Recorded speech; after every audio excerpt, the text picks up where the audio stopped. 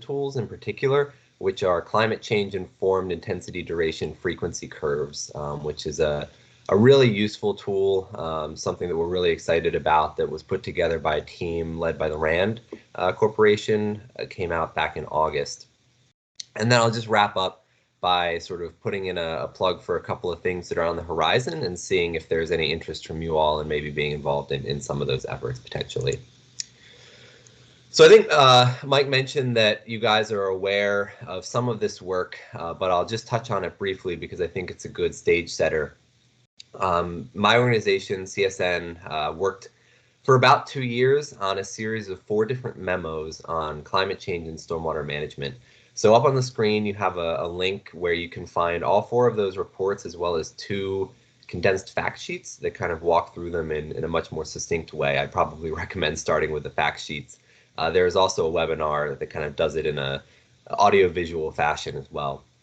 But basically, the first memo kind of was a survey instrument where we surveyed about 200 stormwater managers around the Bay watershed, and as well as a few folks from beyond, kind of learning a little bit more about what the greatest concerns were about climate resilience and its relation with stormwater management, and sort of what actions folks were already taking, and then some of the tools that they would find most useful moving forward. The second memo kind of walks through the lay of the land in terms of the stormwater specs and regulations around the Chesapeake Bay watershed. So that was a tool particularly helpful for some of the managers, maybe at a federal level, or folks that are kind of a little bit less familiar with the day-to-day of stormwater management, kind of what is the context for the work. The third one lays out all of the different Chesapeake Bay climate projections, not just precipitation, but also the work that's been done on temperature, stream flow, things like that as well. And then the fourth report is sort of the culmination, which is the BMP vulnerability analysis. So looking at the different stormwater practices and restoration practices and infrastructure, and trying to put together a common framework for how to think about the risks and vulnerabilities that they face given climate change. So just to very quickly recap kind of what we're seeing to kind of, again, set the stage here, we're looking at in the next 30 to 50 years, 2 to 3 degrees of warming, increasing not just precipitation volume, but maybe more importantly for stormwater management, increasing precipitation intensity, as well as in our tidal and coastal areas, 1 to 2 feet of sea level rise. So, looking at one of the more popular practices, for instance, bioretention, in the next 30 years, we're probably looking at changes in the vegetation palettes that we'll need to use. We'll be seeing a lot more sediment mobilized that could cause maintenance issues for some of our practices, as well as just thinking about things like sizing, what are the impacts of rising water tables on our infiltration practices, and things like that as well.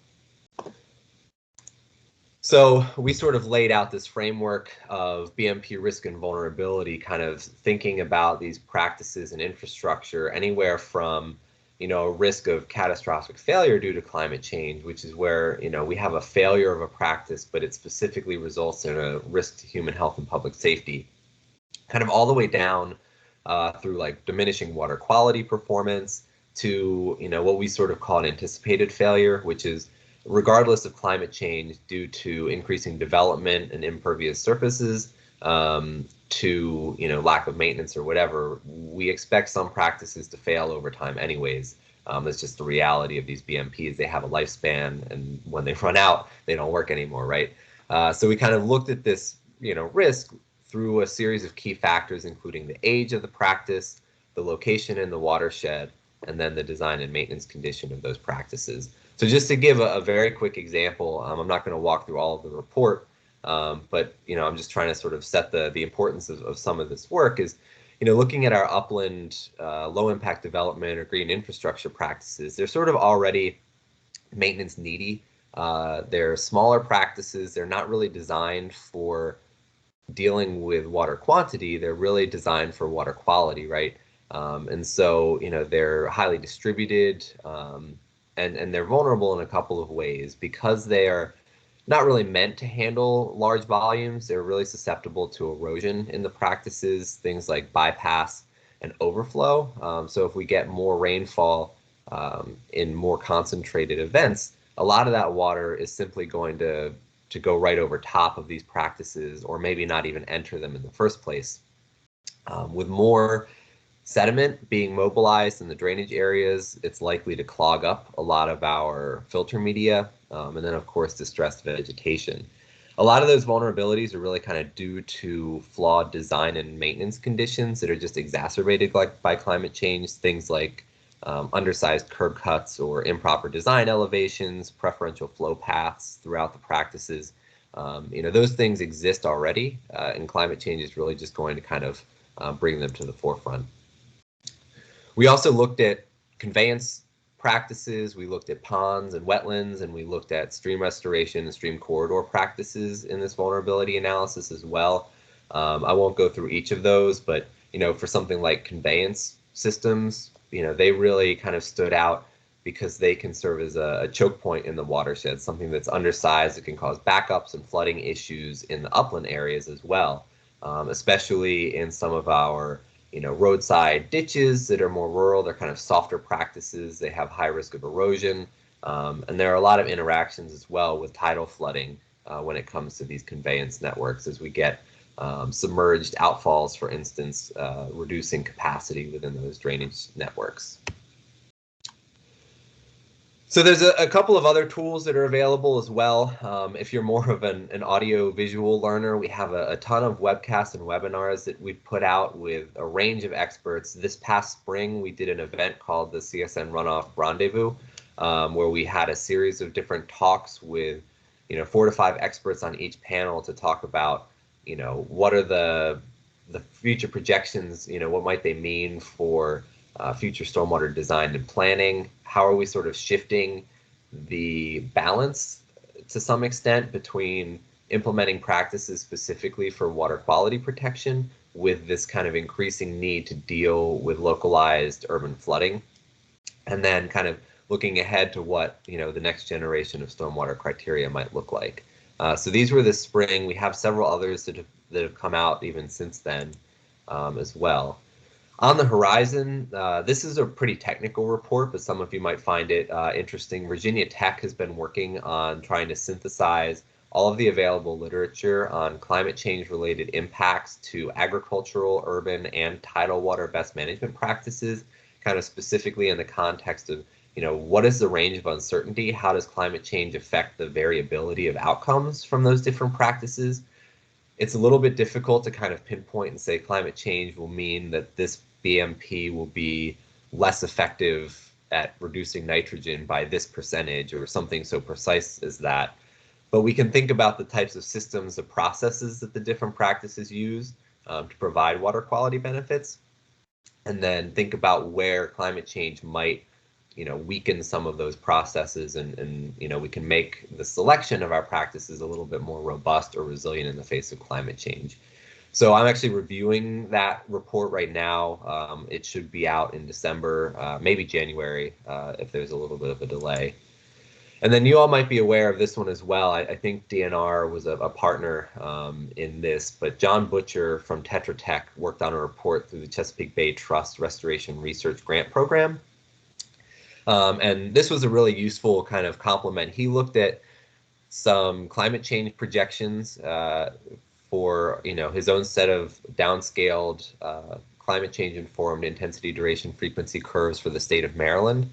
Some interesting findings here that might be useful is he looked at specifically the impacts on different practices and their effectiveness. So looking at, for instance, the 90th percentile 24-hour storm that sort of drives the water quality standards, and found that while the 90th percentile storm event isn't projected to change all that much, we know that we're still getting more rainfall. It's just being concentrated in these larger events.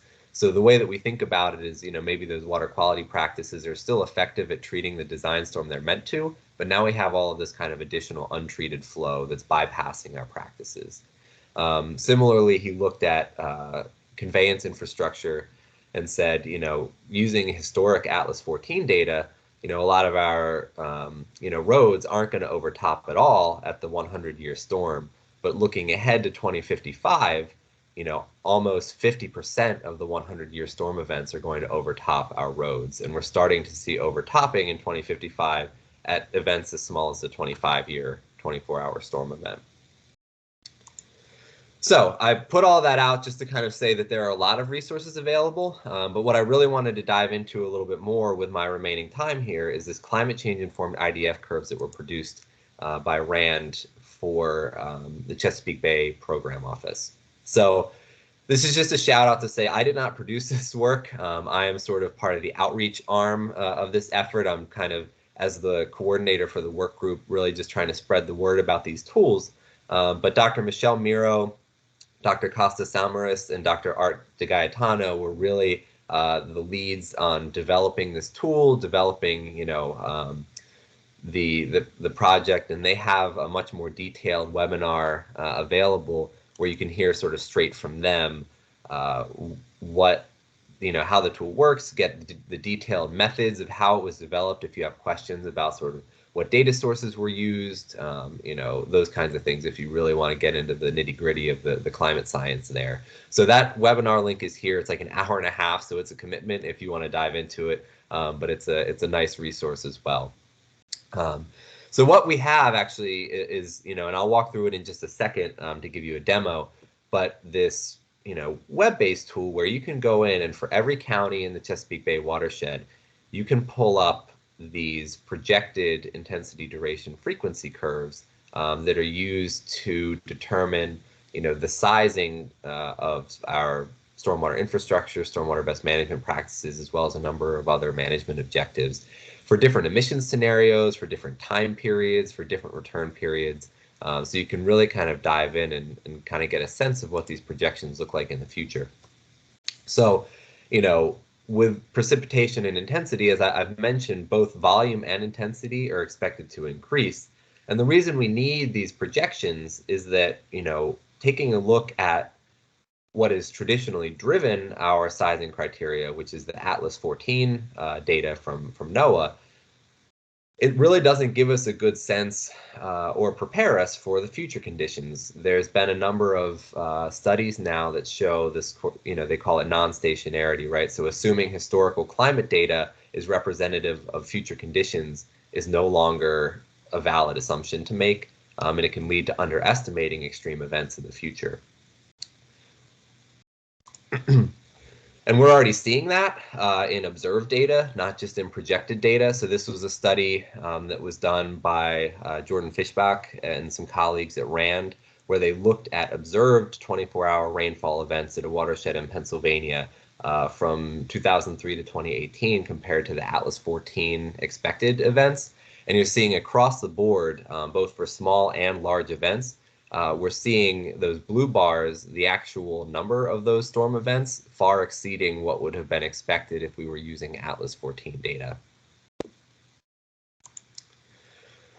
So these tools use a method called downscaling. I won't go into the details if you're not familiar with it, but there's certainly plenty that you can read up about it. But basically, we have these large regional and global models of climate. And then there are a number of different statistical methods, modeling methods that you can use to sort of bring that down to a local scale, because the reality is that the storm events are happening at a very local scale. You're getting these cloudburst events and things like that. So to be actually useful for design applications, we kind of need both the geographic and the temporal specificity to kind of make policy decisions and a diverse range of policy decisions. So that was the goal of this tool. So what I will do, let me see if I can switch over now to a demo, because what I want to do is pull up the tool for you all. All right, can you see this all right now? You looking at the tool? Yeah, so far so good. Okay, great. So this is what the projections tool looks like.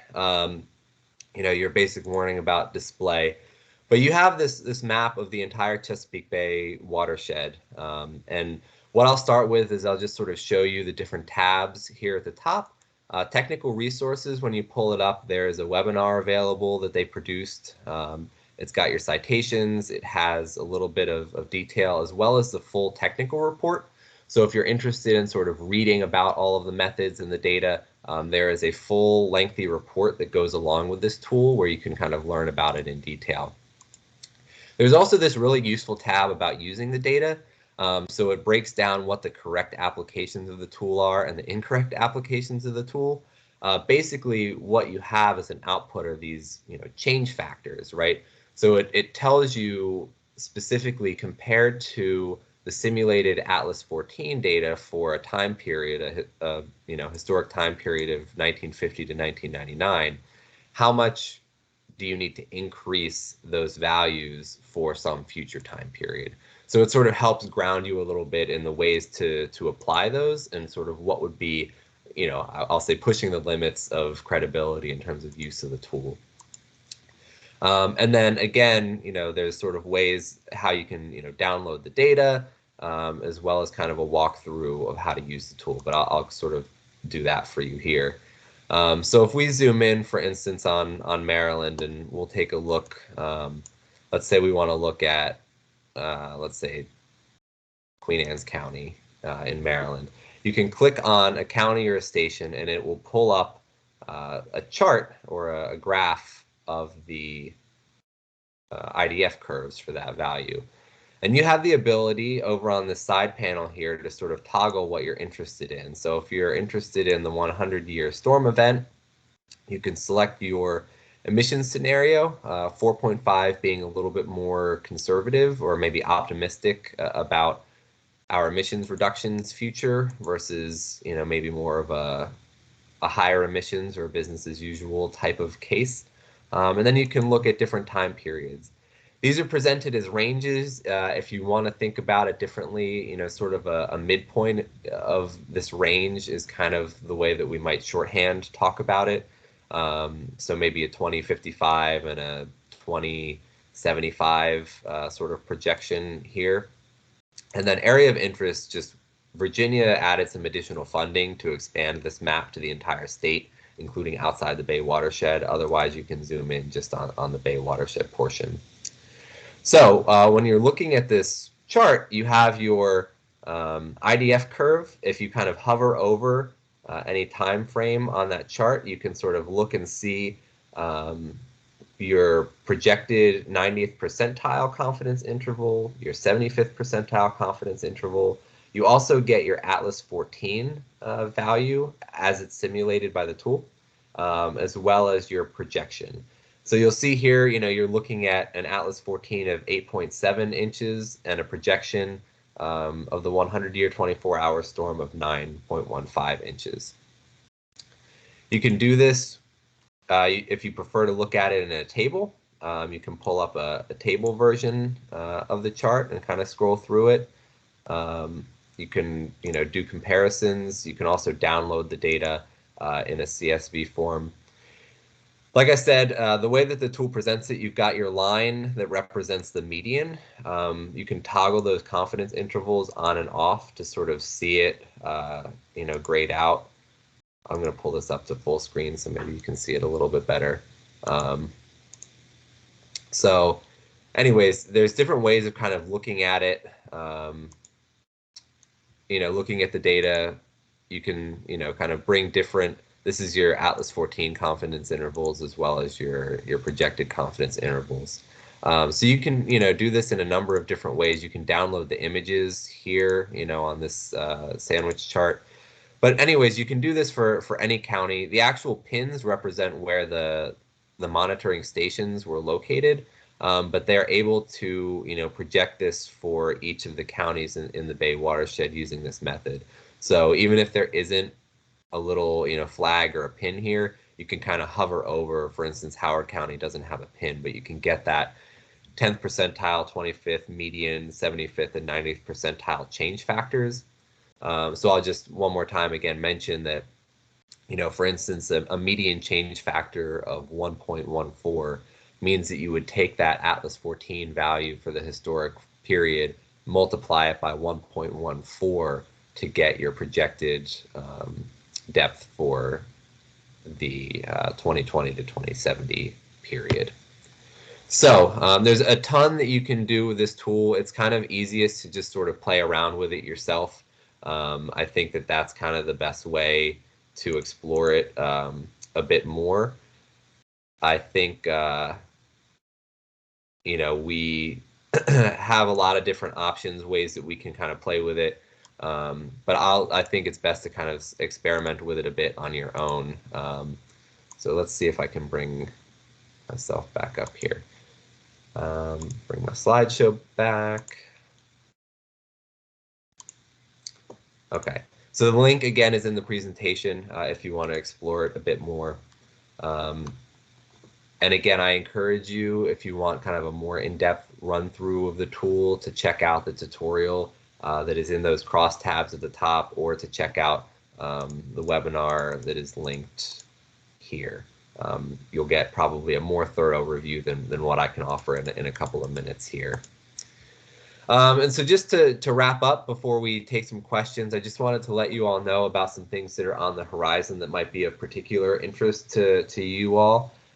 We are in the process now that this IDF curve tool, as well as some of those other reports I mentioned, are finished. We're kind of looking ahead at some other resources that might be of value to folks. And one of those that I wanted to just kind of mention is that we're sort of in the planning for we're calling it a Coastal Rising Waters Workshop sometime in the late spring to summer of 2022. The idea is to have sort of a 1 to 2 day workshop focusing specifically on the unique issues of coastal communities that have sort of been under-addressed in the resources that we've developed to date, that have really focused exclusively on kind of inland flooding. Thinking about tools and resources that are helpful given the unique circumstances of sort of the confluence of tidally influenced flooding with the increases in precipitation. So, we're looking at some possible topics like, are there specific adaptations for common stormwater practices that can help deal with rising water tables, saltwater intrusion, things like that, new vegetation guidance, for instance. Are there specific best management practices and research needs that coastal communities have around things like shoreline management or tidal wetland restoration, practices that maybe don't always rise to the top when you're kind of looking across the entire watershed, but are hugely beneficial to tidal communities. And then are there, sort of tailored vulnerability assessment tools that kind of look at a community or neighborhood scale that can kind of account for the convergent risks of tidal and sunny day flooding, as well as stormwater based inland flooding. So I raise that to say, if there's anyone that would be interested from this group, I'm putting together sort of a small steering committee now to kind of help us shape speakers and topics for the workshop, and kind of make sure that it's useful to coastal communities. So if there's anyone that has any thoughts or ideas about this workshop, or maybe would even be interested in volunteering on that steering committee, please feel free to reach out to me, and I'd be happy to talk with you about that. So I'll leave it there. I think I'm right at time. Hopefully we have a couple of minutes for questions if you have them. My email address is here. If you did have any follow-up questions or wanted to reach out about the workshop, I'd be happy to talk about it. So that's it. Thank you, David. That was really great. There's so much information to kind of process there. Yeah, awesome, sorry, awesome a little bit overview. too much. No, awesome overview are helpful for what kind of you're on your doing own and the different presentations that you've been given. And I think there could probably be a lot of people who are very interested in that shoreline management conference that you guys are going to be putting together, the workshop. So I know I am. So yeah, I think we can open it up for a couple minutes of questions before we go on to our next presenter. But keep in mind, we are recording this, so we'll try to get some information out to any people who are interested in following up with David about things. But I will shut my mouth and open the floor to anybody who wants to ask David a couple questions.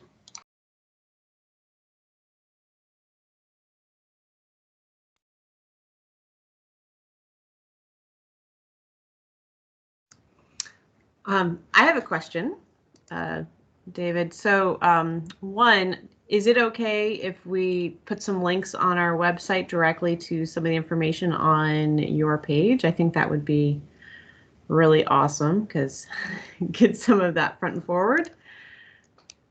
Yeah, absolutely. I can certainly either email them to you directly or you can just grab them from the presentation. I try to put those links in there so that, yeah, please absolutely go ahead and put those up if it's helpful for folks.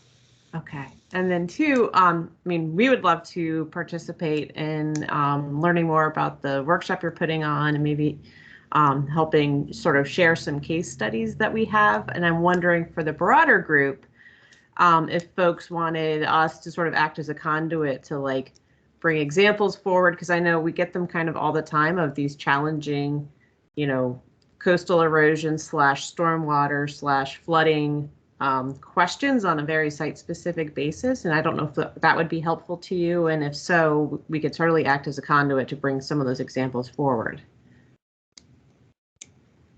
Yeah, I think it would be really helpful from my standpoint. Some of the coastal and tidally influenced issues are something that are a little outside of our depth and expertise, which I think is sort of why it's kind of waited so long to kind of come into the fold here. And so, yeah, I'd love to kind of work with you guys to bring some case studies forward, both in terms of kind of figuring out where those particular challenges might be that we can bring up or talk about at this event, and then certainly if there's anyone that might want to speak or give some good examples of ways that they've been dealing with some of those issues, I think that would be a great thing to have as well. Okay, well, folks, if you've got any examples or issues and you want to just forward those on to David, that would be fantastic. So great, thank you. Any other questions, or I'll hand it back to you, Mike? Yeah, I think just in keeping with the agenda, because we have a couple more presentations to go for today. Any questions at all about David's presentation or follow-up, you can reach out to him directly or contact your local planner. And I think this is great. I'm looking forward to that workshop, and I hope that we can interact and collaborate about it. And thank you again so much, David. We appreciate it. Yeah, thanks for having me. Appreciate it, guys. Okay. Our next presenter is Amanda Gowans. She is a technical coordinator for Verisk, and she's going to be talking to us about CRS credit for low density zoning in critical areas. So I'll hand it over to you. Good morning, everyone. Can you see my screen okay? Yep, so far so good. Alrighty. So I have been sitting here listening this morning, and it occurred to me that I was going to jump right into the CRS credit for critical areas for Maryland communities. And I just want to make sure that everyone in the audience is aware of what the CRS program actually is. It is the Community Rating System program. It is a FEMA program that rewards communities when they implement higher standards above and beyond the minimum NFIP. Communities are rewarded by flood insurance discounts for their residents. So I think a lot of the communities that are on here are familiar with the CRS program. A lot of you folks are in the program and have actually, some of you that aren't have actually showed an interest in joining the program.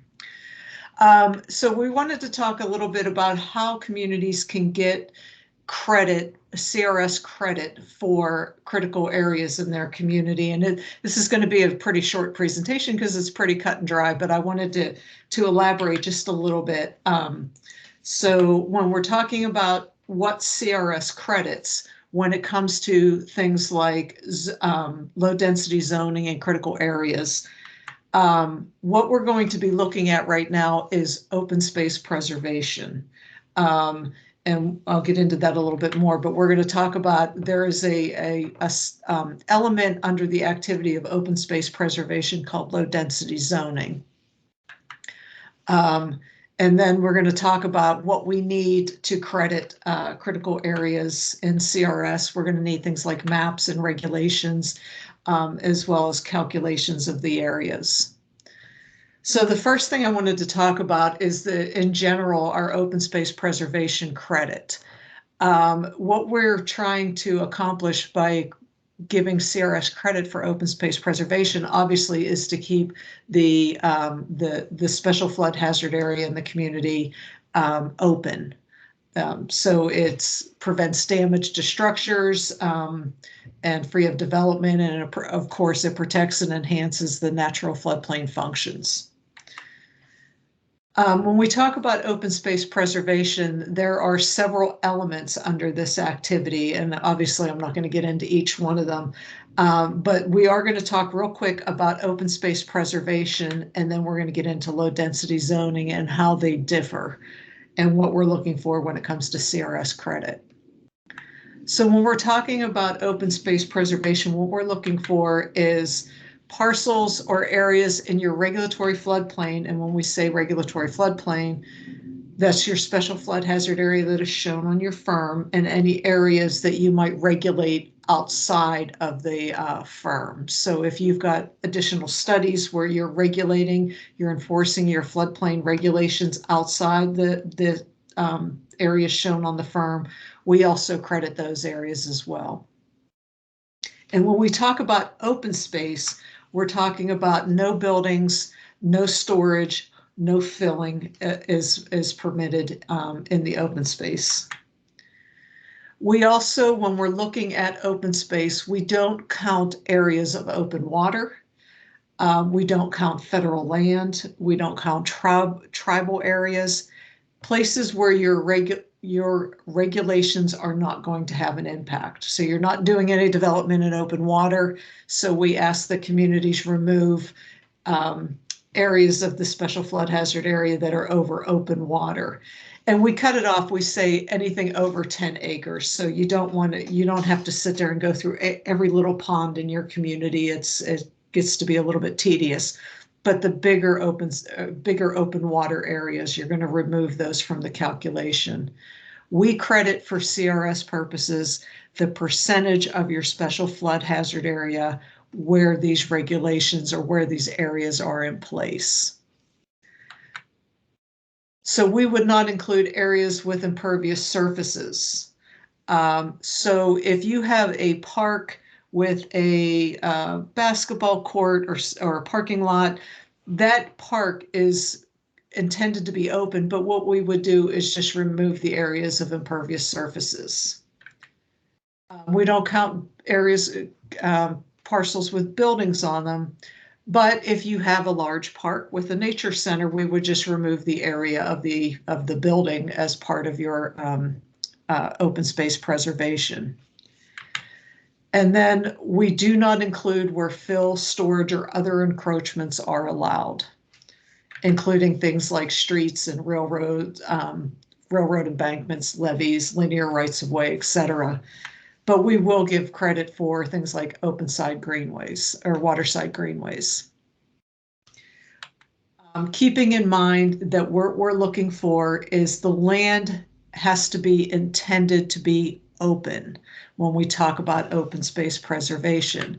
So what we're looking for is things like publicly owned land, like city parks and beaches, school ball fields, so the publicly owned land. If you have some private areas in your community that are open, things like wildlife or nature preserves, church camps, etc., that the intent of the area is for it to be open, then we will credit that for open space preservation.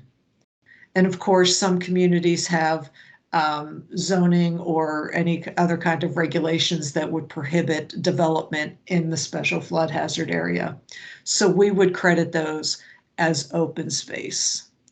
Now, it's sometimes difficult when there's privately owned land to keep that open. So what we look at is maybe the next best thing would be something like low density zoning. So we look at your zoning ordinance with densities for different zones.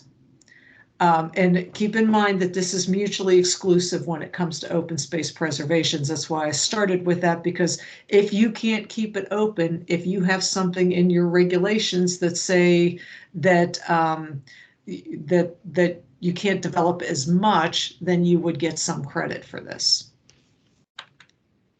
So what we're looking for low density zoning, we credit how many acres of density that you require. And the minimum lot size we will credit is 5-acre lots. So the density of 1 to 5 acres. And then we multiply that out by 60 points per the lot size. This will max out at 10-acre lots. So the maximum credit you can get for this is 600 points. Multiplied by the impact adjustment, how much of your special flood hazard area has the zoning. So that is how we credit that. Now you can have 20-acre or 40-acre lot sizes, but it would just max out at 10 acres. So what I did to try and show you a little bit better how this would work for critical areas for the Maryland's critical areas is I went up onto Hartford County. I just picked a county that I knew was getting credit for this before. Hartford County is in the program and they are getting some credit for this. So I went up on their website because they have a fantastic website up there that has everything on it that we needed. And this is a little bit difficult to see, but this is the map, shows the special flood hazard area in the blue. And then you can kind of see the critical areas. And the one that we're focusing on right now is the resource conservation area. So you can kind of see the hatching there. Now I separated them out so that you can see a little bit better. You can see where the 100-year floodplain is. And then you can see just where the critical areas are. So we're focusing on this area of the green here. So now that we see that there's critical resource areas that are in the special flood hazard area, we're going to take a look and see what the restrictions are when it comes to the resource conservation areas for Hartford County. So just pulled up their zoning ordinance, took a look at their resource conservation areas and what their requirements are, and they've got 1 dwelling unit per 20 acres. So we're going to credit them at 20 acres, which would be a maximum of 600 points. The documentation we would need for this, for a community to get credit, would be a map showing the critical areas overlaid on the special flood hazard area. And we're talking specifically for these resource conservation areas. It could be any type of zoning that the community has that has the density that is required.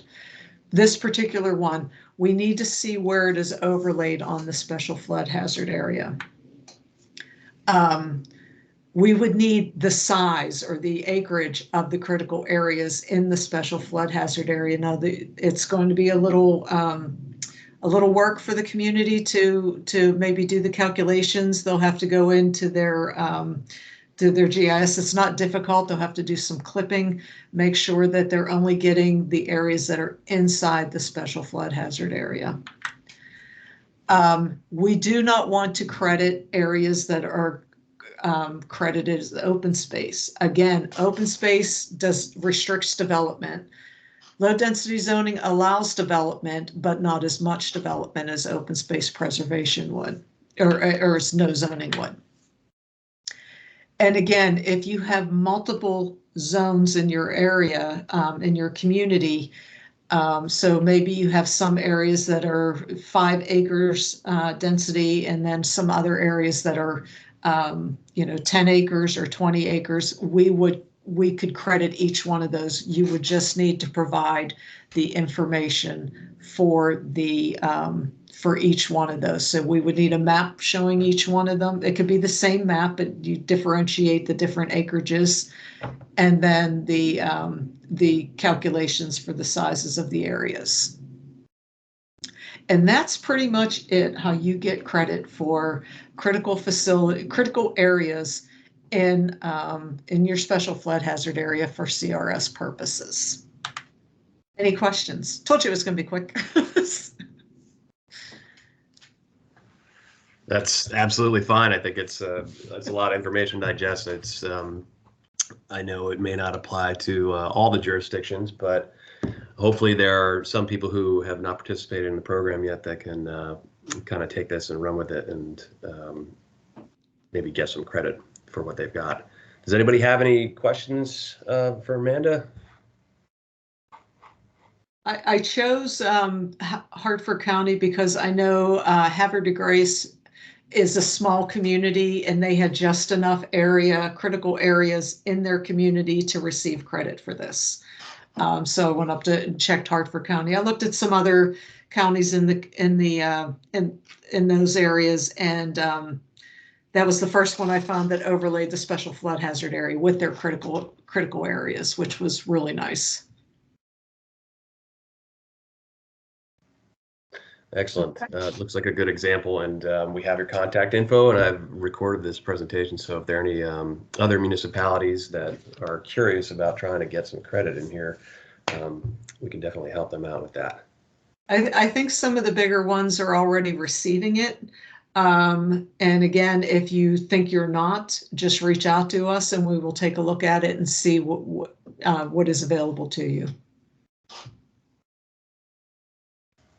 Thank you, Amanda. We really appreciate it. Thanks.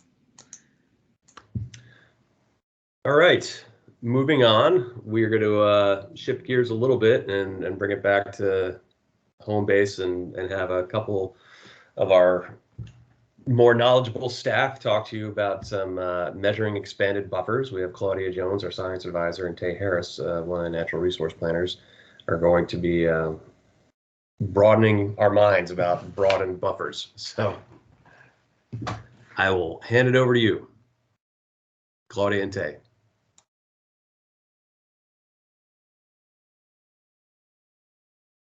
Hello, everybody. We're working on bringing it up.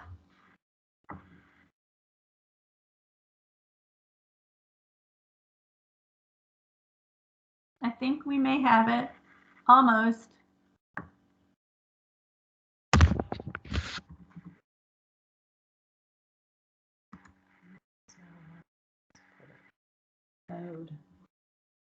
You've got it. Is it in presentation You see it? mode? That's not the right version. Is it in presentation mode, Mike? It looks like it. I can see the it has the count for the slides underneath, which is a little different, but the PowerPoint is up. Yeah, this is very different. Is there 4 little slides underneath the first slide? And I don't know why this is presenting this way. It's not the right version. Okay, just one moment.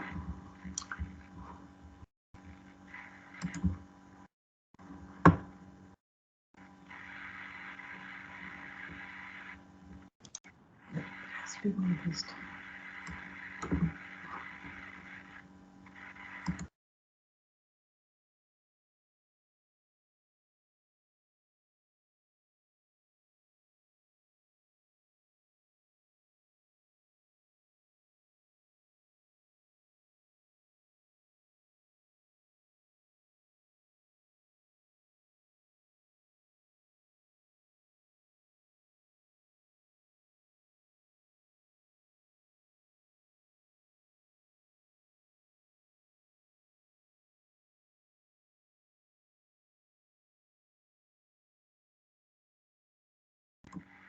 All right, we're just trying to keep you in suspense. We're still having a hard time finding. I don't see it here. So that didn't change anything.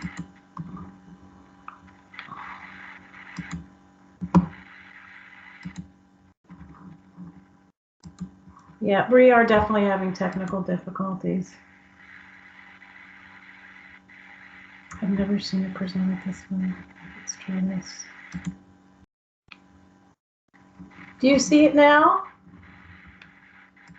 Yeah, now it's in the kind of the standard PowerPoint view. All right, now. Oh, there you go. Yep, looks like you got it. Okay, well, All right, hallelujah. Yep, you got it. All right. Technology is here to help you. Yep. It's great when it works. It is. Anyhow, hello.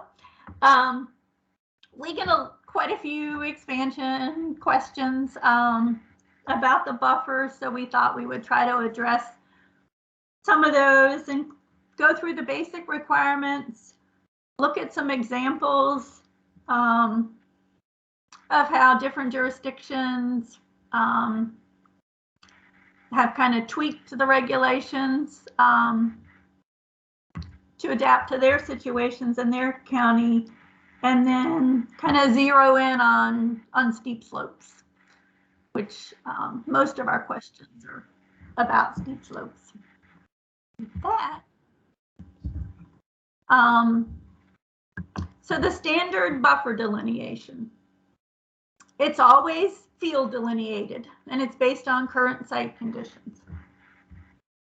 There's a 100-foot minimum from the mean high water line of tidal wetlands, tidal waters, or the edge of perennial and intermittent tributary stream banks. I don't know if there's a way to use the pointer or not, but anyhow, of course, our regulations require that you expand the buffer when it's contiguous to a non-tidal wetland. You expand the buffer to include the entire wetland. Oh, there we go. So if you're measuring, in this case, let's say from the edge of tidal waters, or the tidal wetlands, so this would be the farthest inland. So you go out 100 feet from that. If you are still in tidal wetlands, you go around to include those tidal wetlands.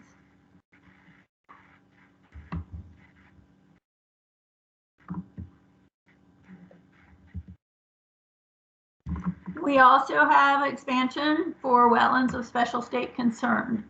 So when the buffer is contiguous to a non-tidal wetland of special state concern, you expand the buffer to include the entire wetland plus 100 feet around the wetland of special state concern.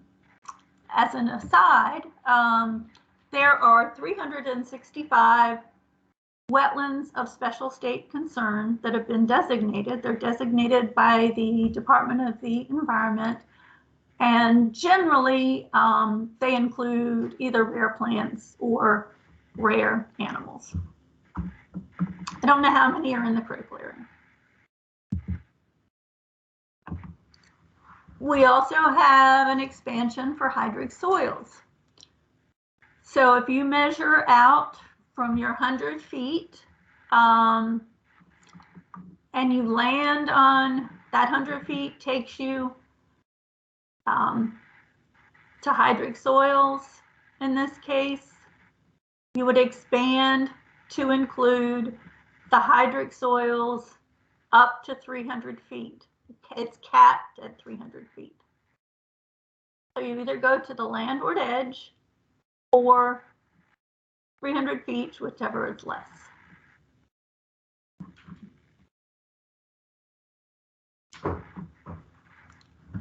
Buffer expansion due to highly erodible soils. So highly erodible soils, other than steep slopes, are defined of those with an erodibility factor or a K factor value of 0.35 and a slope greater than 5%. With these, you would expand the buffer to the lesser of the landward edge of the highly erodible soils or 300 feet, whichever is less. So in this situation, the brown is the hydric soils. Here's the 300-foot line. Even though the hydric soils go beyond 300 feet, you don't need to expand it any farther.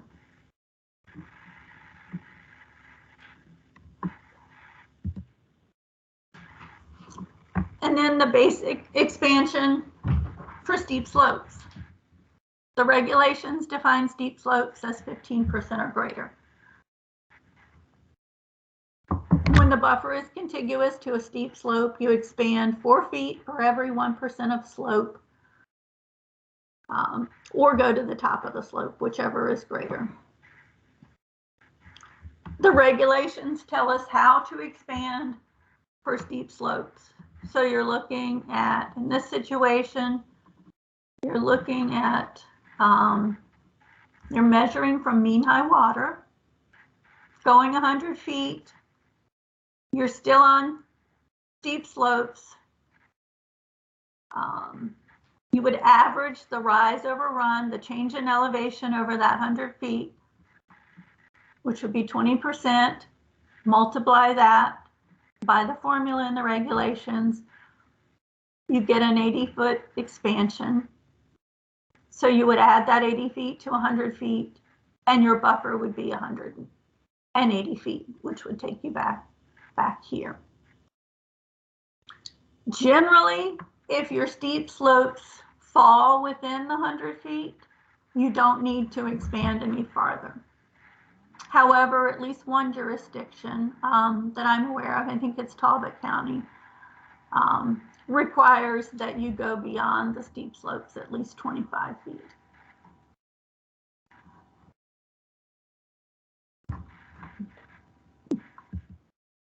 Okay, so this is Tay. I'm going to give you kind of a general example. We have a piece of property in Prince George's County in Brandywine, and it's an agricultural property. And what they're doing is they're going to install a living shoreline and move the access road that runs along the waterfront back a little bit to accommodate the living shoreline and also to address erosion issues. And the county is proposing this project on private lands, but the purpose is to get TMDL credit. So here's our LOD, and I'm going to warn you, there's a lot of stuff that's going to go on this slide, so I'm going to be slow, but if at any point somebody wants to stop me, please raise your hand. Okay, so here's the LOD. This is non-tidal wetlands, and then the buffer drawn around it. These are wetlands of special state concern and the 100-foot buffer drawn around it. These are highly erodible soils and steep slopes, the pink. These are just steep slopes, the gray thatching. And then here we have mean high water. So in order to attempt to draw the buffer on this property, I'm gonna throw out a bunch of transects, 100 feet from the mean high water line. So I picked these areas. There's a lot of transects, but I was just trying, like, of course I'm going to go on the outside of the LOD over here. Then I just picked this spot because it was pretty much in the middle of this little area. And then I started picking areas where I guess, I don't know what the word is, but where you see curves, where it changes. And so I just kept going and doing the same thing until I knew I was going to hit the wetlands. And I skipped the transects in this area because I knew I was going to hit the wetlands and I knew it wasn't going to matter. I was going to have to go around them. And then I just picked these areas just because there was a lot of steep slopes in here and I wanted to make sure that I addressed buffer expansion on these steep slopes. And these steep slopes are different from what Claudia discussed in the previous example because they're not horizontal, they're perpendicular and funny shaped. So in these instances, instead of doing the calculation, you can just go to the top of the steep slopes. So doing all this, here's what I came up with the buffer. So this area to the left, right here, is based on just the straight 100 feet because you're not hitting any natural resources. And then as I expanded it, I took into account the upland edge of the non-tidal wetland. And then I took into account the 100-foot buffer and the wetland of special state concern. And then up here, I don't know if you can see it, it might be cut off, but this is up here, it says steep slopes. But right here is where I had to take into account the steep slopes. If you see the wetland buffer of special state concern, it still keeps coming up here. And the original buffer line went right through these steep slopes. So what I ended up doing, what I ended up doing was I had to accommodate going around all these slopes, not to hit this one. So this is where it gets kind of subjective, but I chose to just expand it around all these, just to be safe. So that's how I expanded the buffer for multiple natural features on one site.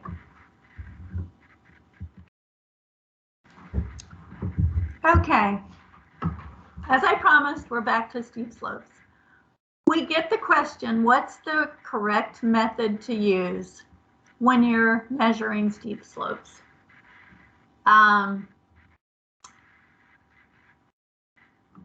To explore that a little bit, let's look at some examples that have been approved by the Commission for expansion of steep slopes. The standard, which I went into earlier on this slide, is you just measure the average percentage of slope based on the first 100 feet measured from the edge of either tidal waters or tidal wetlands, tributary stream. Use the formula to see how much to expand, which you would add to 100 feet.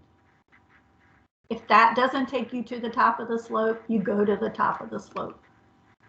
An alternate way, which Calvert County has in their program, is it's an alternate way to tell you where to measure, to put that area into your calculations. So instead of just going to the first 100 feet, they average from 50 feet to 150 feet on either side of the 100 feet to calculate the expansion. But you still have to go to the top of the slope if that doesn't get you off the slope. Anne Arundel County, from what I understand, basically you just go to the top of the slope and you add 50 feet. And the other example that I had in Talbot County is you're going to add at least 25 feet beyond the top of the slope, even if the steep slopes end within the first 100 feet. What does this look like on a site plan? This is an area of steep slopes in Calvert County. You have a buffer that's, of course, drawn around the tributary stream, basic 100 feet. And then we just looked at one point right in here. You're measuring from the edge of tidal wetlands. This is a basic example. You go 100 feet. The change in elevation is 20%. When you look at the rise over the run, 18%. Multiply that 18% times 4. Tells you to add 172 feet, or to make your buffer 172 feet. You're still on steep slopes. So you would go to the top of the slope in most of the programs in the critical area. Or if you're in Anne Arundel County, you would add on an additional 50 feet, which is my little star here. And feel free to answer any questions along the way. This is just, this top of steep slope line is just eyeballing it.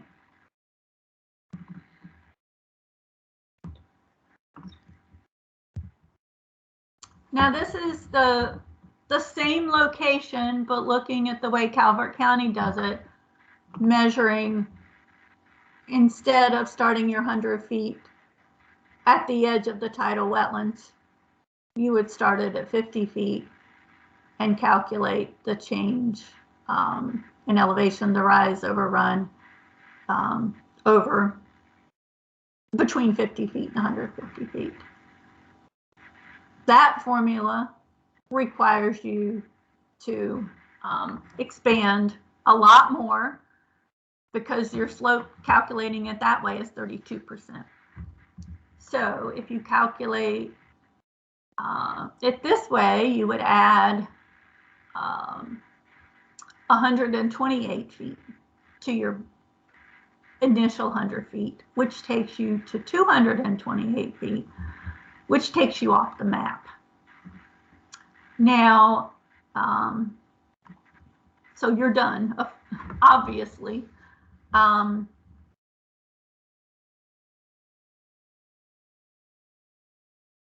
So what does that tell us? Let's see.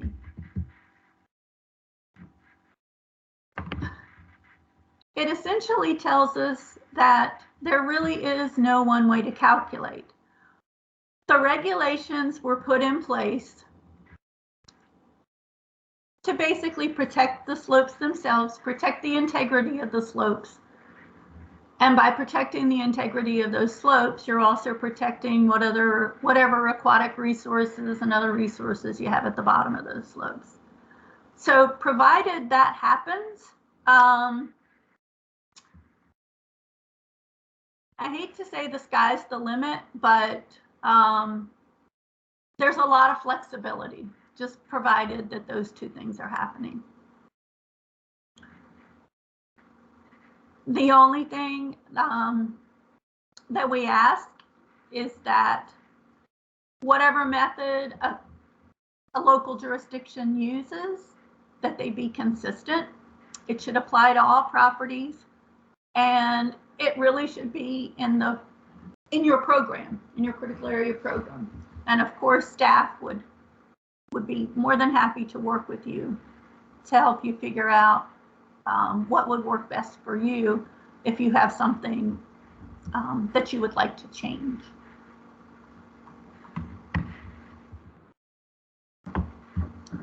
Does anybody have any questions? Discussion?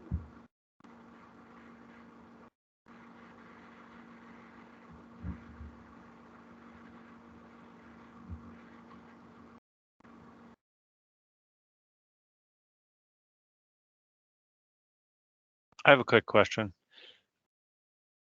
On the last one you showed of the steep slopes that intersect with a tributary stream, is it correct that expanded buffer for steep slopes is indefinite, essentially like transversing sideways along the slopes, so that you determine the buffer at the top, but that buffer would go as far as those slopes go in the critical area? Is that correct?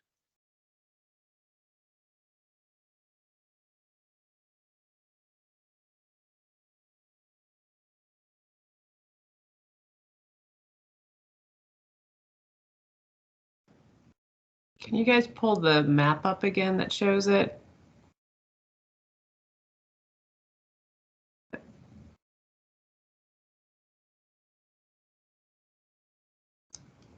Nope.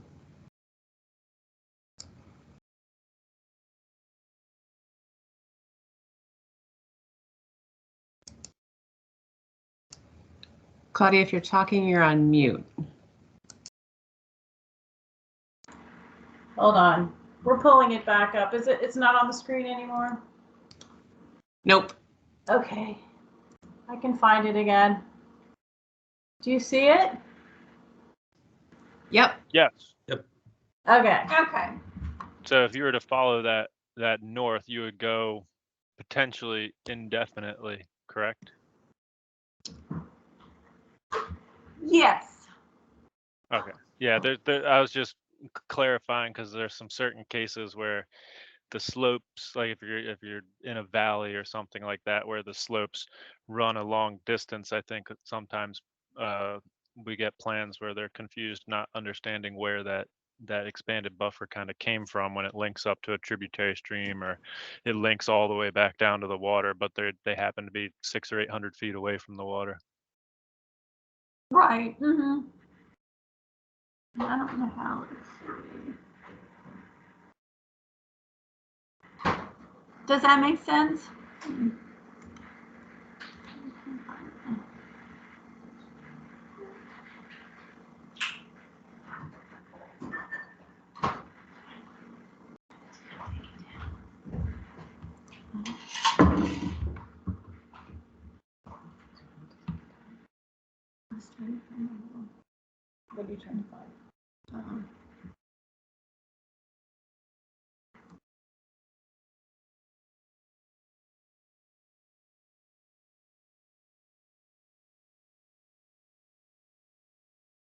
Did anybody else have any other questions about just some how to work on buffer expansions for various HPAs? Or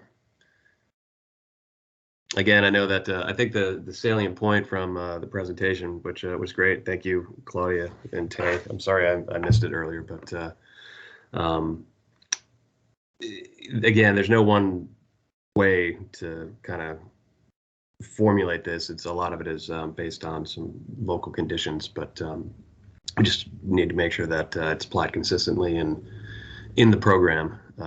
So I'm sure it's going to be an ongoing conversation that we have, because I know there's some other examples that we did not put into this presentation that can be pretty complex, where you have all kinds of different factors on a site that will have to be considered when delineating or expanding the buffer. So thanks, guys. It was really good. Appreciate it. Did anyone else have any questions about anything we covered today?